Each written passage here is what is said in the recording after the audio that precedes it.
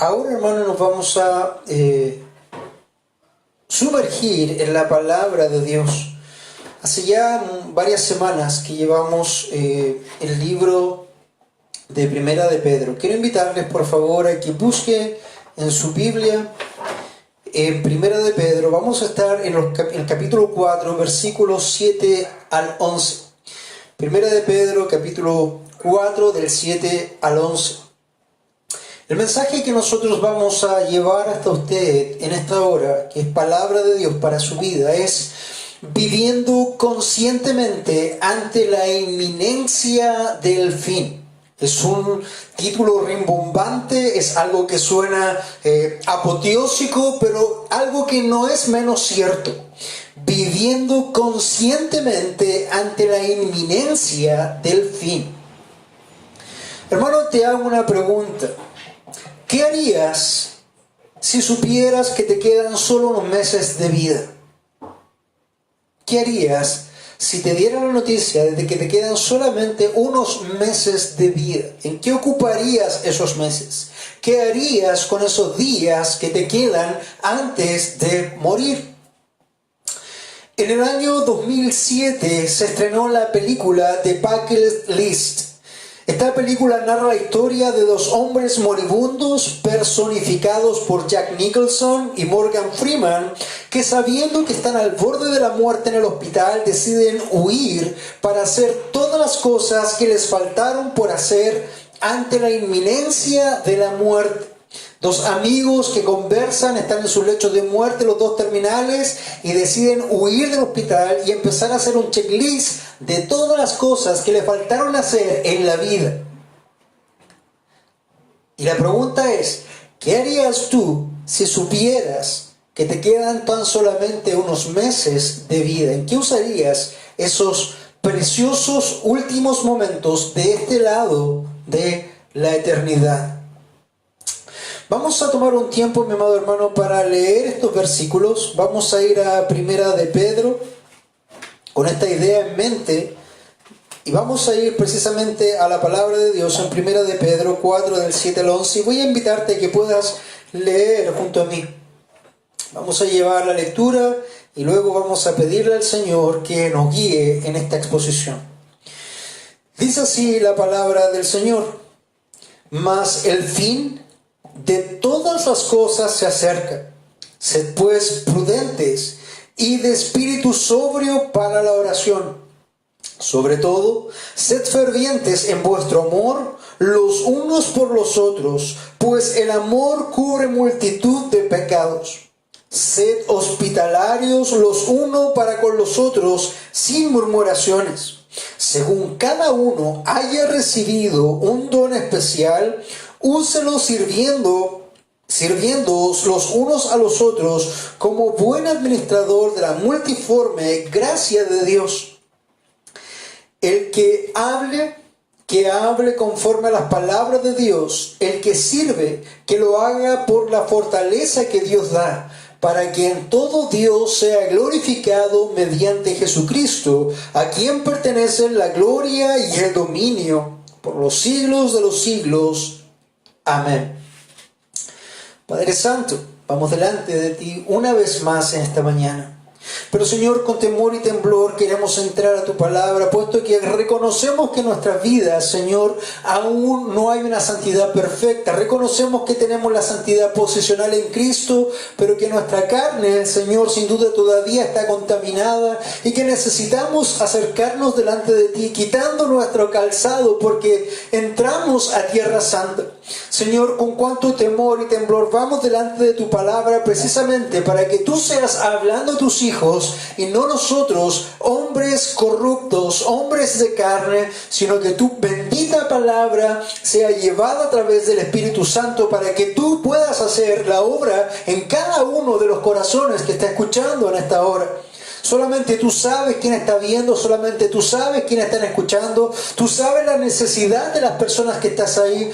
Puedes ver, hay algunos que ya son tus hijos, otros que necesitan tu salvación en esta hora. Así que clamamos, Señor, para que tú hagas esta obra en esta mañana, conforme a tu Espíritu Santo, corrige lo que hay que corregir, exhorta lo que hay que exhortar, consuela al que hay que consolar, y Señor, trae a salvación a quien necesita tu salvación. Lo clamamos todo en el nombre de Jesús. Amén y amén.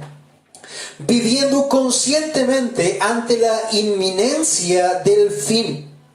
Entonces, el primer punto que nosotros vamos a desarrollar en esta mañana, y que el apóstol Pedro, que está ahí ya en sus últimos días de vida, escribe a las iglesias que están en la zona de Turquía por mano de Silas en el año 62 aproximadamente, les dice lo siguiente. El primer punto es tan simple y tan contundente como esto: el fin se acerca. El fin se acerca. Lo podemos ver en primera de Pedro 4:7. Solamente la primera parte del versículo dice: mas el fin de todas las cosas se acerca. Hermanos, cuando nosotros entendemos la cosmovisión de Pedro, Pedro tiene una cosmovisión muy amplia en la parte teológica, quizás no tan profunda o tan avesada como el apóstol Pablo, pero Pedro también, mi amado hermano, tiene profundidades y riquezas enormes. Ya lo vimos hace algunas semanas atrás, cuando veíamos que, influenciado por aquellas cartas de Enoc o libros de Enoc, él nos hablaba de las profundidades, de las prisiones de oscuridad, del Tártaro, de aquellos ángeles que dejaron su dignidad, de aquellos gigantes que estaban en la tierra, y ya nos dejó a todos con la boca abierta, precisamente dándonos cosas que probablemente ninguno de nosotros haya pensado o visto antes. Ahora, para no ser menos, Pedro sigue diciendo lo mismo y sigue abriendo nuestros ojos. Lo que él quiere hacer es quitar la venda de nuestros ojos para que nosotros, mis amados hermanos, seamos conscientes en lo que estamos viviendo, en lo que estamos haciendo y en lo que nos espera.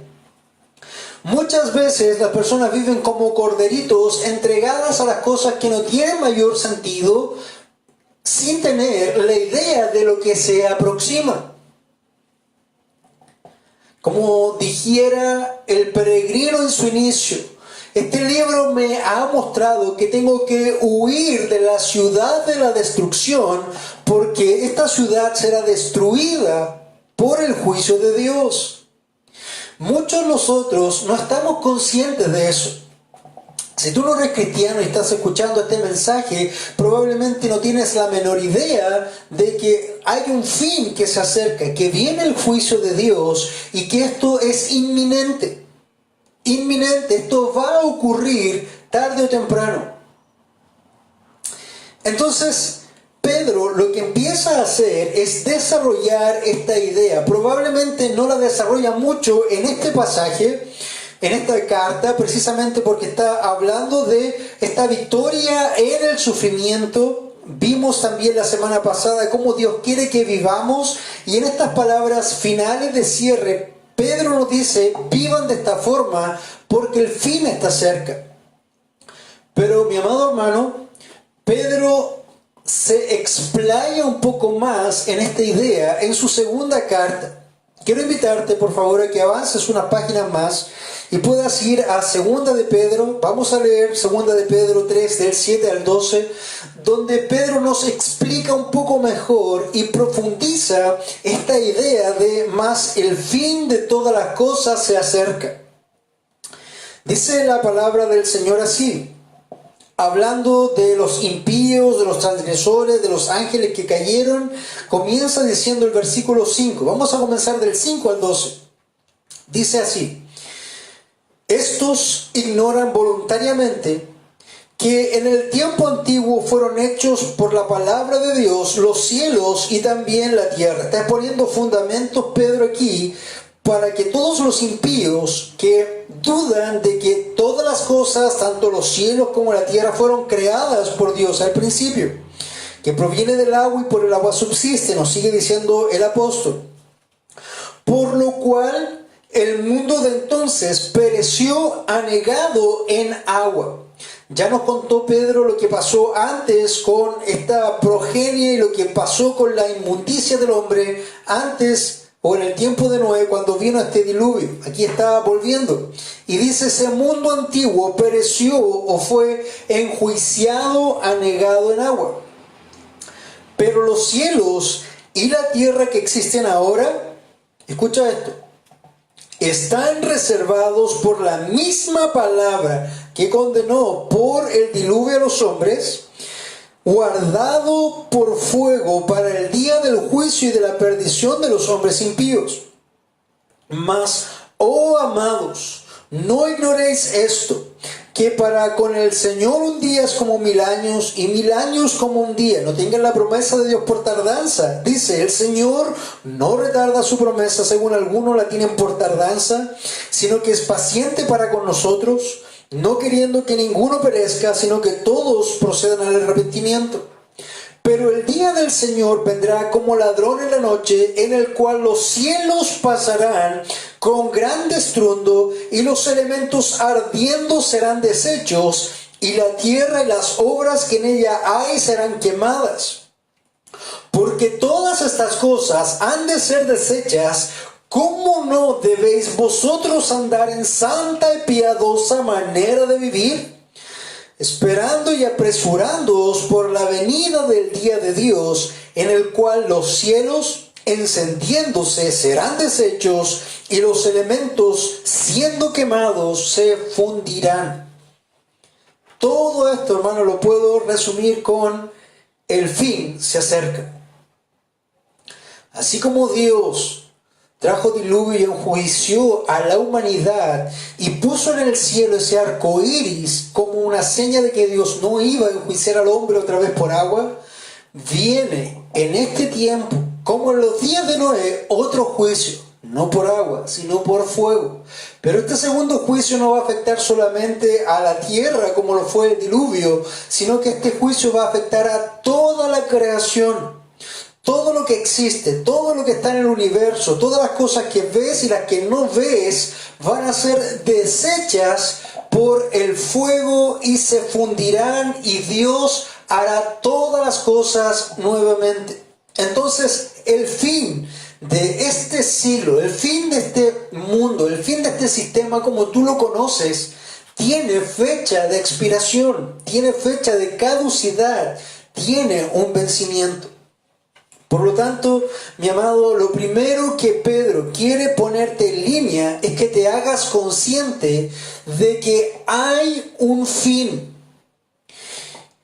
Muchos a través de los siglos se ríen, se mofan de los cristianos porque estamos prediciendo un fin hace tanto tiempo. Y te puede decir, pero nada ha pasado todavía. Lo mismo que está diciendo Pedro cuando dice en la palabra de Dios que el Señor no retarda su promesa, según algunos la tienen por tardanza, sino que es paciente para con todos nosotros, no queriendo que ninguno perezca, sino que todos procedan al arrepentimiento. Si Dios no ha concretado esto, es porque Él está esperando hasta que el último de los hombres que están inscritos en el libro de la vida venga a salvación. Ninguno de ellos se puede perder, por lo tanto todos ellos al final del día tienen que arrepentirse de sus pecados. Si tú estás inscrito en el libro, entonces es el tiempo de que tú puedas venir. Es el tiempo de que tú puedas conocer a Dios. Es el tiempo de que reconozcas tu vida y reconozcas que has cometido pecado. ¿Qué es pecado? Pecado es transgredir la ley de Dios, tan simple como eso. Dios dijo, no mentirás. ¿Has mentido? Si la respuesta es sí, entonces tú has violado la ley de Dios y estás bajo juicio. La palabra de Dios dice, no mentirás, no robarás. ¿Has robado alguna vez? Si lo hiciste alguna vez, entonces ya eres digno de condenación. No adulterarás. Y tú puedes decir, yo nunca he adulterado, pero si Dios dice, si tú has mirado o codiciado a una mujer o a un hombre en tu corazón, ya has adulterado con él o con ella. Dios dice, no matarás. Y tú dices, yo no he matado a nadie. Pero el Señor amplía esto, dice, cualquiera que odie en su corazón a su hermano, el tal es un asesino, es un homicida. Si te das cuenta, el tiempo está cerca y tú necesitas ponerte a cuentas con Dios. Si no conoces a Dios en esta hora, necesitas entender que Dios es santo y como santo no puede venir nada inmundo, o sea tú, si no le conoces a su presencia. Dios es justo, por lo tanto no va a ser vista gorda por tus pecados. Necesitas arrepentirte, necesitas entender que has violado la ley de Dios y arrepentirte y apartarte de eso. Necesitas entender que necesitas un mediador también como Jesucristo, que ha venido en carne para morir en la cruz y tomar tu lugar. Si tan solamente tú crees en ese Señor Jesucristo, en ese sacrificio que el Señor lo llevó a la cruz, lo llevó a ese sepulcro y que lo levantó al tercer día, entonces dice la Escritura que tú serás salvo. Pero necesitas entender que el tiempo apremia. No para Dios. Dios tiene todas las cosas en orden clara, está todo en su libro, sabe las fechas y la hora. El tiempo apremia para ti porque tú no sabes cuándo va a ocurrir. Tú no sabes si esto vendrá en el siguiente segundo o no. Hermano, amigo, no tenemos tiempo. Porque no sabes. No sabes si mañana vas a estar vivo o no. Estas personas que tenían esta lista de cosas por hacer, ellos tenían la certeza de que en varios meses más, 3 meses más, 2 meses más iban a morir. Pero nosotros, hermanos, los que estamos supuestamente sanos, no tenemos esa certeza ni esta idea. Tú puedes salir a la calle y tener un accidente. Y es el fin. Entonces, esta falsa ilusión de que tenemos tiempo es irreal. Porque no lo tenemos. Sobre todo para ponernos a cuentas con Dios. Hablo a ti, precisamente, si tú no conoces al Señor en esta mañana, tú necesitas ponerte a cuenta con el Señor. Necesitas arrepentirte de tus pecados y venir a Dios, creer en el Señor para poder ser salvo. Entonces, esto es lo que está advirtiendo Pedro. Esto es lo que está advirtiendo Pedro. El fin viene. No sabemos cuándo. Pero es inminente. El fin viene. Y es por eso que Pedro nos está animando precisamente en esta primera parte de este capítulo 4, en este mensaje, viviendo conscientemente ante la inminencia del fin.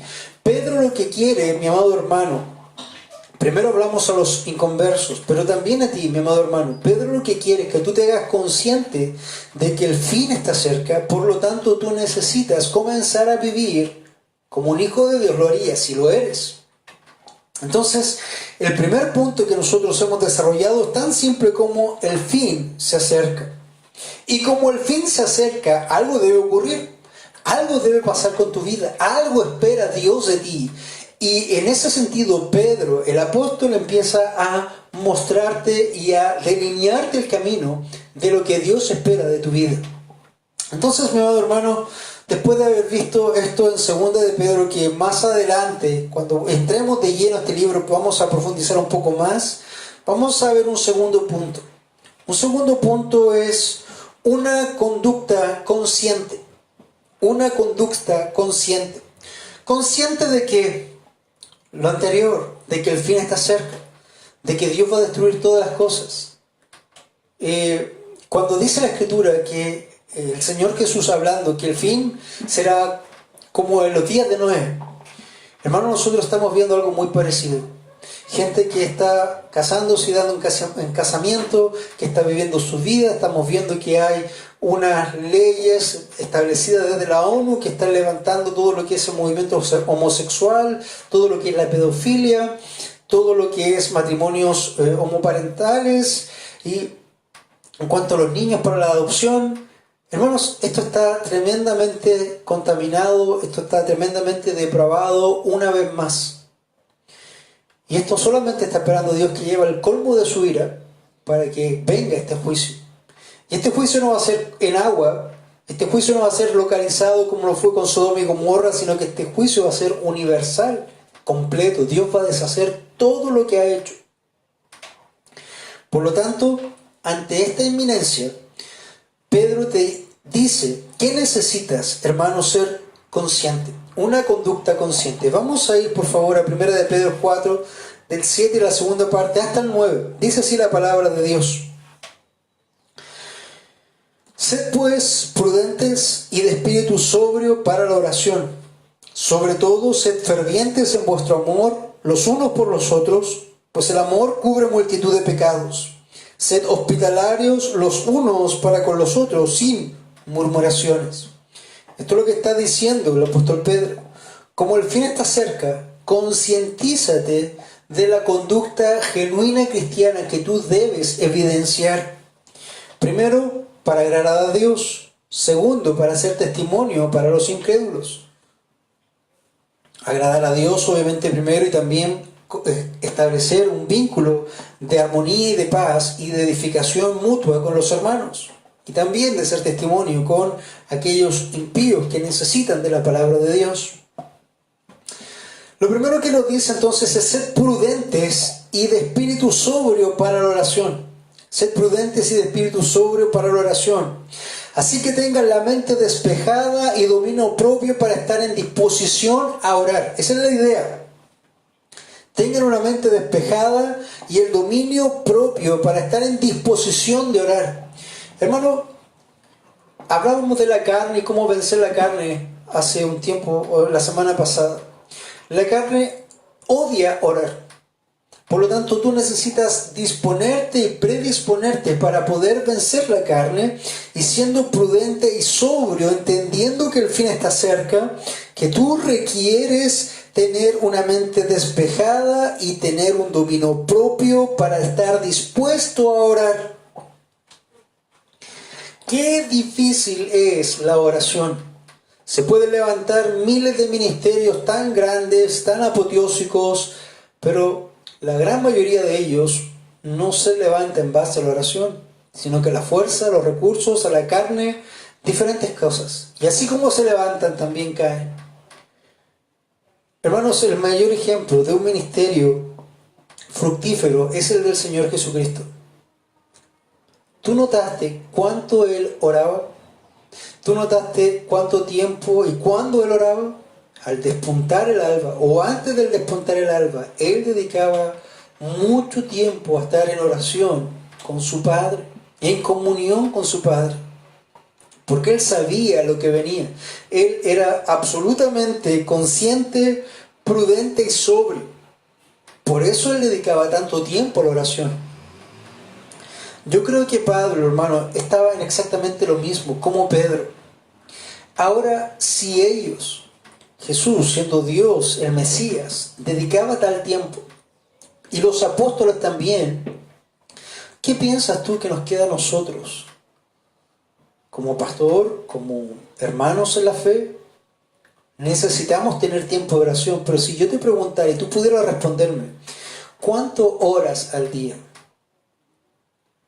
Yo creo que no tendría que preguntarte por horas, tendría que preguntarte por minutos. Y ni siquiera quizás por medias horas. ¿Orarás 15 minutos? ¿Orarás 10 minutos al día? ¿Orarás 5? ¿Horas? Son preguntas que nosotros necesitamos hacer, porque hermano, nuestra carne siempre va a estar en contra de la oración. Y te va a tratar de engañar poniéndote otras prioridades. Hay que lavar, hay que planchar, hay que trabajar, hay que hacer un montón de cosas más. Y tú siguiendo la carne dices, no, tienes razón, hay que hacer todas estas cosas. Pero hermano, esto requiere una conciencia. Necesitas establecer y hacerte consciente de que el tiempo está cerca y necesitas ser prudente ante esto. Necesitas tener un espíritu sobrio para disponer tu carne, aplacar tu carne y precisamente ponerla en sentido de oración. Así que tengan la mente despejada y dominio propio para estar en disposición de orar. La oración entonces, mi amado hermano, es un aspecto importante de la vida espiritual del cristiano. En especial en el contexto que nosotros estamos viviendo, del regreso inminente de Jesucristo, del tiempo que es inminente para el juicio, de la corrupción, de la depravación que se está levantando a nivel global. Hermanos, este tiempo de pandemia ha sido tan fructífero para la agenda globalista.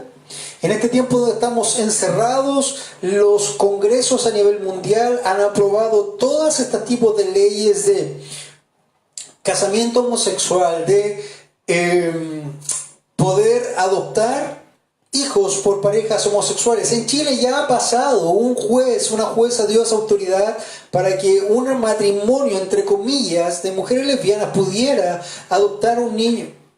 Se están levantando mociones específicamente en el contexto local. Por ejemplo, la diputada Carolina Marzán está poniendo en discusión en el Parlamento la posibilidad de bajar los años del acceso carnal para no ser considerado pedofilia. ¿Qué es eso, hermano? Estamos en tiempos peligrosos. Pero, ¿cuánto de ello estás consciente? ¿Y cuánto estás orando por eso? Eso es lo que el apóstol Pedro está tratando de apuntalar aquí. Está sonando campana de alarma. Es necesario que tú puedas ir a defender, pero la defensa no es, mi amado amigo, con pancartas o en un congreso. La defensa en este momento es de rodillas, en tu cuarto, a puerta cerrada, clamando al Señor. Concientízate de ello, mi amado hermano. Es necesario. ¿Cuánto estamos orando? Y como siempre te digo, esta predicación antes que a ti me llega a mí, hermano, porque también necesito tener mucho más tiempo de oración. Por ahí en los tiempos antiguos, los puritanos, no recuerdo bien cuál de ellos fue, pero decía, o los reformadores, no recuerdo quién fue, pero decía, si yo comienzo un día sin haber orado por lo menos 4 horas al inicio del día, ese día fue un día perdido. ¿Cuántos días perdidos tienes tú? Si seguimos ese criterio. Si yo no oro las primeras 4 horas del día, ese es un día perdido. Yo creo que tenemos toda nuestra vida perdida porque ninguno de nosotros seguramente ha orado 4 horas al despuntar el alba. Bueno, qué ejemplo, qué testimonio nos han dejado nuestros hermanos, ¿verdad? Entonces, sed prudentes y de espíritu sobrio en la oración. La comunidad cristiana debe prestar atención a los signos de los tiempos. Estamos viviendo por ahí, Pastor Zucker Mechelén, con un grupo de sus pastores, tiene un programa que se llama Entendiendo los Tiempos. Hermanos, si tú entendieras los tiempos, como están descritos en la Escritura, sin duda no dejarías de orar día a día. Las cosas que vienen son fuertes, hermano. Prepárate, ora. Sé sobrio, sé prudente. Entonces, la comunidad cristiana debe prestar atención a las señales de los tiempos, debe entender los tiempos y debe aguardar expectante el fin que se acerca. La actitud apropiada en esta situación es la de sobriedad y moderación. En otras palabras, los cristianos deben tener dominio propio en su esfuerzo por mantener una mente despejada y también entender que hay que dedicar tiempos de calidad en oración. Porque el tiempo está cerca, hermano. Eso es lo que te está diciendo la palabra de Dios. El versículo 8 nos dice, sobre todo, sed fervientes en vuestro amor los unos por los otros, pues el amor cubre una multitud de pecados. Y en este aspecto Pedro llega a ser hasta majadero con la idea de ser amantes los unos con los otros en el sentido bíblico correcto. De hecho, hace poco atrás, un par de versículos, decía, tengan un sincero amor por sus hermanos, ámense unos a otros de corazón profundamente. Pedro nos insiste que en la hora del juicio necesitamos, hermanos, estar amándonos unos a otros para poder estar en comunión, siendo solamente uno, porque este fin va a ser complejo. El mundo va a tratar de aislarnos. De hecho, si tú piensas en este mismo momento, tú estás aislado. Yo estoy aislado. En mi casa estoy solo. Tú estás con tu familia y todos los hermanos están aislados. Por eso necesitamos amarnos tan profundamente que debemos romper esas barreras para poder, sinceramente, cuidarnos y velar unos por otros. ¿Te acuerdas lo que era la idea de sincera? Estas máscaras, estas ideas de esculturas que eran hechas a escala y como no quedaban perfectas les ponían ceras para cubrir las imperfecciones.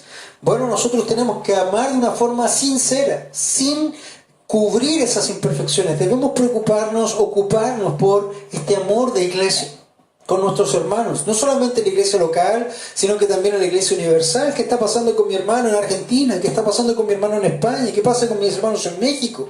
Y con mis hermanos en diferentes partes del mundo. Entonces, es lo que necesitamos. Cuando nosotros hablamos, por ejemplo, de que debemos ser fervientes, eso debe quemar nuestra vida, quemar nuestra alma, debe ser ferviente en amor los unos por los otros. Está hablando en el contexto cristiano, a tus hermanos, pues el amor cubre multitud de pecados. Si te fijas acá, Pedro está haciendo una introducción a la exhortación al amor de los unos con los otros con las mismas palabras que el Señor Jesús estaba aludiendo en su momento en su enseñanza. Amarás al Señor tu Dios y amarás a tu prójimo como a ti mismo. Mateo 22, 37 al 39. Pedro también se refiere al bien conocido mandamiento de Jesús: amaos los unos a los otros, que encontramos en Juan 13, 34. El amor puede ser mandado porque no es principalmente una emoción, sino una decisión de la voluntad que lleva a la acción. Así como tú debías tener una mente despejada y dominio propio para estar en disposición de orar, debes tener una mente despejada y dominio propio para decidir amar a tu prójimo, a tu hermano. Esto no tiene que ver con emociones. Hoy día no me saludó. Me cuesta tanto saludarlo de vuelta. Hoy día no me habló. Quizás está enojado conmigo. Y las emociones te amarran. Los sentimientos empiezan a engañarte. Pero hermano, el amor genuino no tiene que ver con sentimiento. Tiene que ver con convicción y decisión. Ama a tu hermano porque Dios dice que debes hacerlo. Así como Dios te ama a ti. De hecho, esa es la idea. Cuando termina que el amor cubre multitud de pecados, eso nosotros lo podemos ver en Proverbios 10, 12. Dice, el amor cubre multitud de pecados. Es lo que el proverbio dice: el amor cubre todas las faltas. ¿Qué quiere decir con esto? Así como el Señor te ha amado y te ha perdonado, tú también tienes que ir y amar y perdonar a tus hermanos. Así como Dios te perdonó, tú debes perdonar. Así como Dios te amó, tú debes amar. Esa es la idea en este sentido. Entonces, mi amado hermano, en este viviendo conscientemente ante la inminencia del fin, el primer punto que vimos fue: el fin se acerca.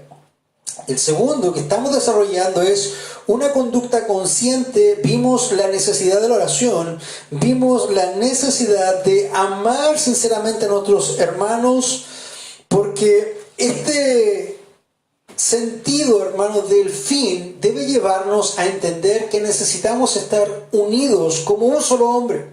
Así como lo veíamos en Nehemías, cuando venía el tiempo de las aflicciones, cuando venía el tiempo de la alabanza. Así como el Salmo 103 nos dice, juntos siendo uno. Esa es la idea. El versículo 9 dice, ser hospitalarios los unos para con los otros, sin murmuraciones.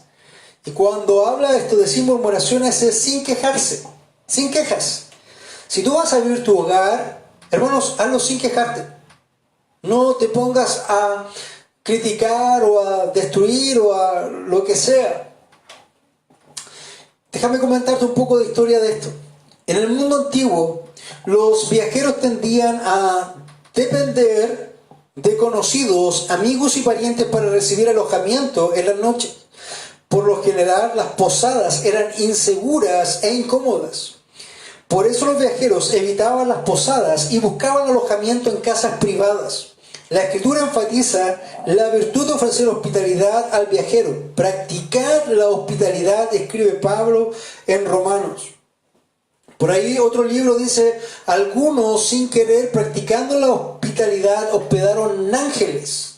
Entonces, mi amado hermano, cuando nosotros tenemos la oportunidad de tener un hogar, una casa, la idea es que podamos abrir nuestras casas precisamente para acoger a aquellos hermanos que están en la necesidad, por una noche, por un tiempo, y poder hacerlo así. Una de las cosas hermosas de Ibin es que nosotros practicamos la iglesia local y la iglesia universal al mismo tiempo.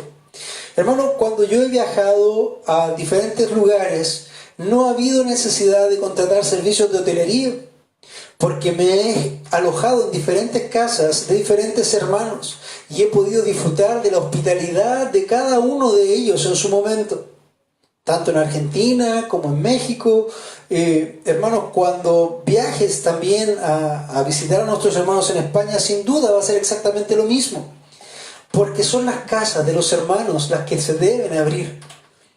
Nosotros estamos a la usanza bíblica. No nos interesa ir y movernos en grandes hoteles, en fastuosas convenciones. Queremos ser, como la Escritura señala, una iglesia que pueda ir y ser acogida, o que ellos vengan y podamos nosotros acoger. Si tenemos el privilegio de recibir a nuestros ancianos en algún momento en nuestra iglesia, Pastor José Luis, su esposa, los hermanos pastores de México o en España, hermano, espero que haya una lista larga que me digan: pastor, yo quiero que estén por lo menos una noche con nosotros, o 2 noches con nosotros. Nosotros queremos alojar en nuestra casa. Y ojalá que se los peleen, hermanos, para atenderlos y deshacerse en atenciones. Eso fue lo que yo viví, por lo menos, en algunos lugares. Y a gloria a Dios por ello. Porque, hermano, podemos vivir y disfrutar esta iglesia local y universal al mismo tiempo, porque debemos ser hospitalarios y también hemos recibido hospitalidad los unos para con otros, sin murmuraciones, sin quejarse. ¿Hasta cuándo? Oye, el pastor se comió todo. Pero, mi amado hermano, eso es lo que está pasando aquí.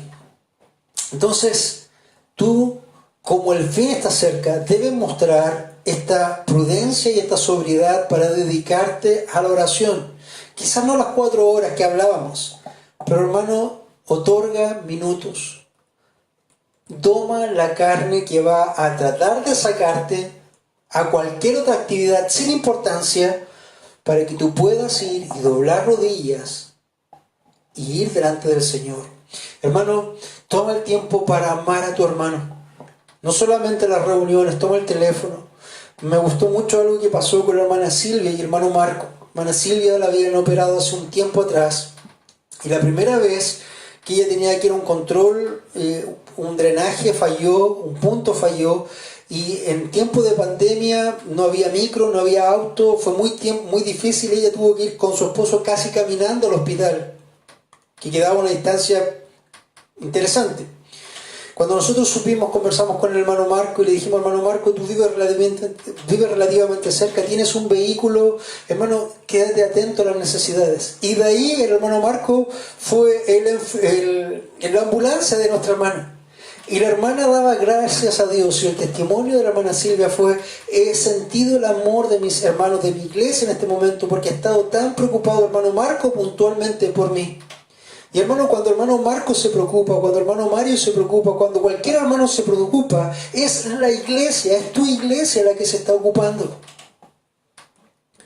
¿Te das cuenta de la importancia del amor? De estar pendiente de las necesidades, del apoyo. Y también la hospitalidad, hermano. Quizás no hemos tenido el tiempo de ser tan hospitalarios hoy día, pero llegará el momento cuando nos visiten nuestros pastores, nuestros hermanos de otros lugares. No solamente los pastores pueden venir. Imagínate si nuestros hermanos en Argentina o en México tienen la oportunidad de venir de vacaciones un par de semanas a Chile, a Viña del Mar. Hermano, qué gozo sería compartir con ellos tu casa por unos días, y así dejando paso para que otros hermanos también puedan disfrutar de esta comunión con ellos. Es hermoso. Luego tendremos una comunión perfecta en el cielo. Ya llegará, porque el fin es inminente. Pero ahora tenemos que aprovechar esas instancias. Ser hospitalarios los unos para con los otros, pero sin andar quejándose. Sin murmuraciones. Eso es lo que está diciendo la palabra de Dios. Entonces, mi amado hermano, viviendo conscientemente ante la inminencia del fin, el fin está cerca, viviendo también cómo debemos vivir precisamente en esta instancia antes de este fin, que el punto 2 nos decía una conducta consciente ante esto. El tercer punto que nosotros vamos a desarrollar, y es el final de este tiempo también de mensaje, es una doxología por medio de los dones. Una doxología por medio de los dones. Primera de Pedro 4, del 11 al 10 dice: según cada uno ha recibido un don especial, úselos sirviéndoos los unos a los otros como buenos administradores de la multiforme gracia de Dios. El que habla, que hable conforme a las palabras de Dios. El que sirve, que lo haga por la fortaleza que Dios da, para que en todo Dios sea glorificado mediante Jesucristo, a quien pertenece la gloria y el dominio por los siglos de los siglos. Amén. El tercer punto es la doxología por medio de los dones. Doxología, hermano, es básicamente alabanza. Alabanza. Obviamente tiene una conjunción de palabras, pero esto es llevar alabanza a Dios en cierto punto. Cuando estamos hablando del fin, cuando estamos hablando de las conductas que debemos tener, también debemos ser conscientes de algo que el Señor nos ha dado. Y vamos a partir al revés. Vamos a partir de la idea de que aquellas cosas que Dios nos ha dado, nos las ha dado para que nosotros las podamos poner por práctica y llevar la gloria en todo lo que hagamos al Señor. Eso es lo más importante. Eso es lo máximo que el Señor ha puesto ahí para los dones. No te ha dado dones para que los tengas guardados en un cajón. No te ha dado dones para que estés sentado en una silla. No te ha dado dones para no usarlos o sembrarlos. El Señor te ha dado dones para ponerlos por obra, para ponerlos en acción, para poder edificar el cuerpo, para que al final del día todo eso lleve gloria a Dios. Entonces, entendiendo la doxología por medio de los dones, veamos un poco lo que va a ocurrir acá. Dice, versículo 10, según cada uno ha recibido un don especial. Primero, debes entender de que si tú eres un hijo de Dios, el primer don que tienes es uno que por lo menos es triple.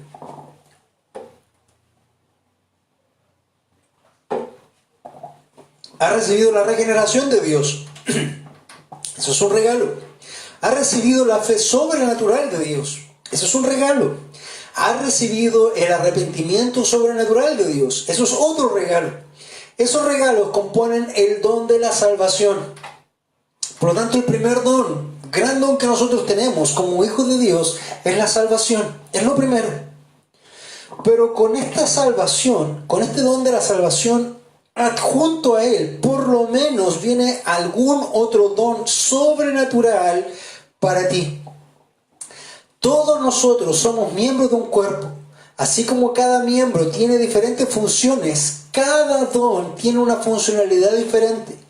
Yo, pastor, tengo algunos dones, pero no tengo todos los dones. Otros hermanos tienen dones, pero no tienen todos los dones. Hermano, ninguna persona en el mundo, ningún creyente tiene todos los dones. Por eso necesitamos este amor sincero, esta unidad como un solo cuerpo, para que esta mano con esta mano se adjunten a una muñeca, a un brazo, y se hagan parte de este tronco y estén sujetados a esta cabeza para hacer un cuerpo. Esta mano sola, probablemente separada, no puede hacer mucho, pero en un cuerpo, ahí sí. Por eso, mi amado hermano, de partida tú, si eres un hijo de Dios, por lo menos tienes un don. Y necesitas descubrir ese don o esos dones. ¿Para qué? Para que tú puedas presentarlo delante del Señor para algo. Y no, hermano, mueras en esa idea de, es que yo no sabía qué hacer. Hermano, todos tenemos algo que el Señor nos ha dado para hacer. Todos podemos edificar de alguna u otra forma al cuerpo que es la iglesia. No entierres tus talentos. No seas como aquel hombre quien te fue entregado uno y tuvo miedo y lo enterró. Y cuando lo quiso devolver al Señor, se lo pasó y le dijo, ¿qué estás haciendo? Dijo el Señor. ¿No sabes que yo soy un Señor que cosecho donde no siembro? Y si sabías eso, ¿por qué no entregaste lo que te di, lo pusiste a los bancos y por último habérmelo entregado con intereses? Siervo malo y negligente, fuera de aquí. Hermano, qué terrible sería escuchar esas palabras de parte del Señor. Pero es aquí donde debo exhortarte y animarte. ¿Qué estás haciendo con tus dones? O más profundo aún, ¿cuáles son los dones que tú tienes? ¿Ya los conoces? ¿Los estás poniendo por obra en la iglesia local para la edificación del cuerpo de Cristo? Ese es el primer punto que tú necesitas examinar. Eso es lo primero que tienes que evaluar. ¿Qué don tengo y qué estoy haciendo con esos dones? En nuestra iglesia tenemos una membresía formal. ¿Qué quiere decir eso? Que usted sirve cuando es miembro.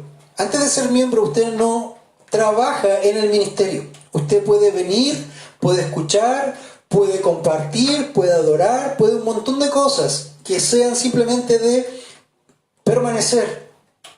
Pero usted no puede hacer. Porque para hacer, usted necesita ser miembro de este cuerpo, miembro de esta iglesia local. Entonces, si usted ya es miembro de esta iglesia local, entonces tiene que descubrir los dones para ponerlos a disposición de la iglesia y servir y edificarnos mutuamente. Porque el Señor se va a gozar con ello y vas a dar gloria al Señor. Y si tú por alguna razón no eres miembro de la iglesia o no quieres ser miembro de la iglesia, entonces ten mucho cuidado porque esos dones que estás teniendo no los estás poniendo a disposición de la iglesia porque no estás cumpliendo lo que estamos trabajando ordenadamente para la gloria de Dios. Entonces, por uno o por otro lado, hay que tener ese cuidado del Señor porque el Señor va a pedir cuentas. Y va a pedir cuentas pronto porque si te acuerdas de cómo empezó este mensaje, el fin está cerca. ¿Qué haces con tus dones? ¿Qué estás desarrollando con tus dones? Entonces, versículo 10 nos dice, según cada uno ha recibido un don especial, úselo sirviendo los unos a los otros como buenos administradores de la multiforme gracia de Dios. Y este es el precepto general que el apóstol pone. Tú tienes un don, como hijo de Dios, entonces úsalo con los otros. El don no es para ti, el don es para edificar a otros. Pablo tenía don de sanidad, pero no se sanaba él mismo. Habían otros que tenían don de sanidad, pero no podían sanarse a sí mismos porque los dones no son para nuestro uso personal y provecho personal. Es para edificar el cuerpo de Cristo a tu hermano, a tu hermana, hermano, al cuerpo. Es una edificación de la iglesia. Entonces, debes usar para servir a los unos y a los otros, siendo tú mismo un buen administrador. ¿Entiendes el concepto? Un mal administrador derrocha y no tiene resultados y va a pérdida. Un buen administrador invierte, usa, saca provecho y multiplica. ¿Quién eres tú? La Biblia dice que debemos ser buenos administradores de la multiforme gracia de Dios. ¿A qué se refiere la multiforme gracia de Dios? A esta infinidad de dones que Él puede dar. Dios se va a glorificar en el que tiene el don de la fe. Dios se va a glorificar en el que le ha dado el don de presidir. Dios se va a glorificar en el que le ha dado el don de pastor. Dios se va a glorificar en el que le ha dado el don de enseñar. Dios se va a glorificar en el que le ha dado el don de dar. Dios se va a glorificar en el que le ha dado el don de orar. Y así podemos seguir toda la mañana mencionando dones, porque esto es la multiforme gracia de Dios. No todos tenemos todos los dones. Porque la multiforme gracia de Dios ha repartido conforme a su voluntad en diferentes personas, diferentes dones, para que juntos en la iglesia podamos ponernos en marcha y edificar unos a otros. ¿Te das cuenta de lo glorioso que es nuestro Señor? ¿Cómo no ha perdido ningún detalle para edificar su iglesia? Entonces, si tú eres un hijo de Dios y tienes un don y eres miembro de esta iglesia, ¿cómo estás siendo como administrador? ¿Estás siendo un buen administrador? ¿Estás siendo un mal administrador? Si no eres miembro de esta iglesia y estás en este círculo con nosotros hace ya algún tiempo, ¿qué ha pasado? ¿Por qué no te estás moviendo hacia la membresía? ¿Por qué no se estás reuniendo con la congregación? Hermano, vas a dar cuenta, no a mí, al Señor. Yo daré cuenta por la iglesia, yo daré cuenta por los miembros, yo daré cuenta por aquellos a los cuales soy su pastor. Y aquel que es un miembro oficial, un miembro concreto de la iglesia, que está en el libro de la membresía de la iglesia, por ello yo doy cuentas. Cada uno de los que me reconoció como su pastor. Más adelante esperamos tener un concilio, un grupo de ancianos, porque esta carga es pesada. Pero ¿qué estás haciendo tú, hermano, con tus dones? ¿Qué estás haciendo con los dones que el Señor te ha dado? ¿Les estás poniendo freno? ¿Estás diciéndole, no, Señor, todavía no es el tiempo de usar este don? Quiero arreglar toda mi vida, quiero ordenar todas mis cosas y después voy a ver si puedo darte tu don. Entonces, hermano, eres un siervo negligente. Porque lo primero que Dios dice es, sé un buen administrador. Y si el Señor te ha dado un don para esto, hermano, ponte a trabajar. Si el Señor te ha dado un don para otra cosa, ponlo a la acción. Llámame, incomódame, moléstame. Pastor, ¿qué más puedo hacer? Esa es mi labor, poder administrar tus dones para la iglesia. Pero hermano, tú darás cuenta también de tus dones. Seamos siervos diligentes y no negligentes.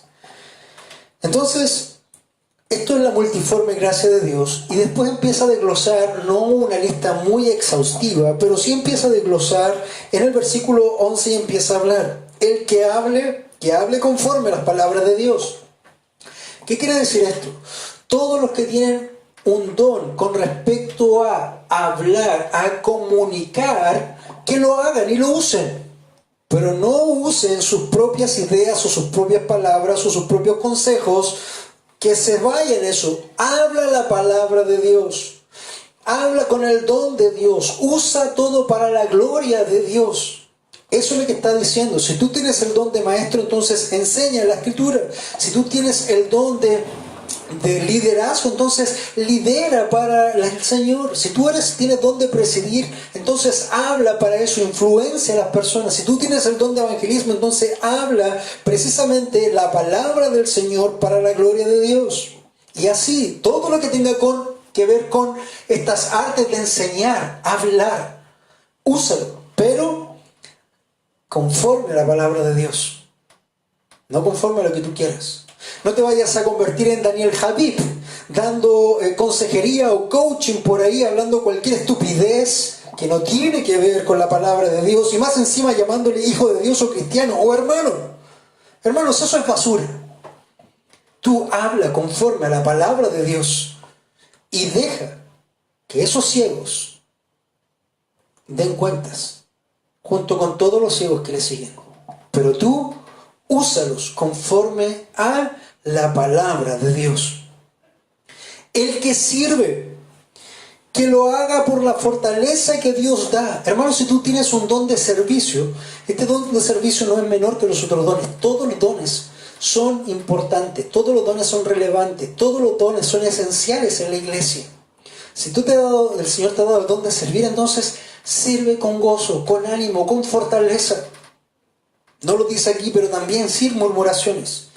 Hay un álbum que mis hijos están escuchando bastante por estos últimos meses, que se llama El Arca, de Marcos Vidal.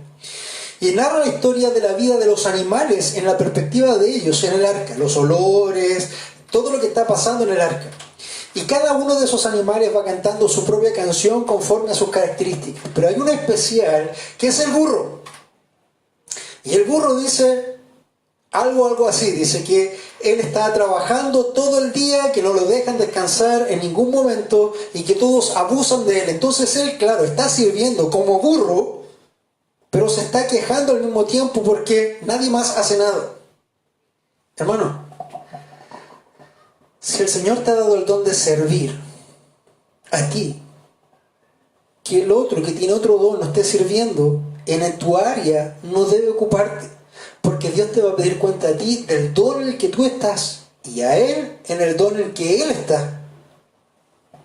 No todos, hermanos, tenemos los mismos dones. Dios no le va a pedir cuentas al pez porque no pudo volar como el águila. Dios no le va a pedir cuentas al burro porque no pudo tener la fuerza del león. Cada uno debe orientarse conforme a lo que Dios nos ha dado, pero que lo haga con gozo y para la gloria de Dios. Hay dones que son más vistosos que otros, pero ninguno es más importante que otro. Todos son importantes. Entonces, el que sirve, que lo haga por la fortaleza que Dios da y no quejándose como el burro del arca, ¿verdad? Después el versículo final dice, para que en todo sea Dios glorificado mediante Jesucristo. Todos los dones que tú tienes, que el Señor ha dado a su iglesia, en la multiforme gracia de Él, son para que finalmente en conjunto, como cuerpo, llevemos en adoración y en gloria a Dios mediante Jesucristo, porque a Él pertenecen toda gloria, todo dominio por los siglos de los siglos. Amén. O en resumen, en todo, solo a Dios la gloria. ¿Te das cuenta, mi amado hermano, cómo nosotros debemos estar conscientes de la forma en que debemos vivir? Volviendo a esta lista inicial de esta película de Bucket List, de estos hombres que estaban con 2 o 3 meses de vida y que salieron a vivir ese checklist de las cosas que les faltaron por hacer. Hermano, si tú estuvieras en esa condición, si te faltaran unos pocos días en esta tierra, ¿cómo vivirías? ¿Cómo gastarías este tiempo? ¿Qué harías con él? Pedro te está dando una lista detallada de lo que Dios te dice que es mejor para hacer con ello. ¿Sabes por qué? Porque el tiempo está cerca. Porque el tiempo está cerca, hermano. Las señales se están viendo. Dice el Señor que cuando las hojas están tiernas, el verano está a las puertas. ¿Tú logras percibir ese aroma del fin? ¿Tú logras ver a través de los diferentes medios que ese fin cada día está más cerca? Entonces, mi amado hermano, te animo a que puedas vivir conscientemente ante la inminencia del fin. Y si tú no eres creyente, el tiempo también está cerca para ti. Cada día estás más cerca del juicio. Por lo tanto, necesitas arrepentirte de tus pecados y venir a Cristo.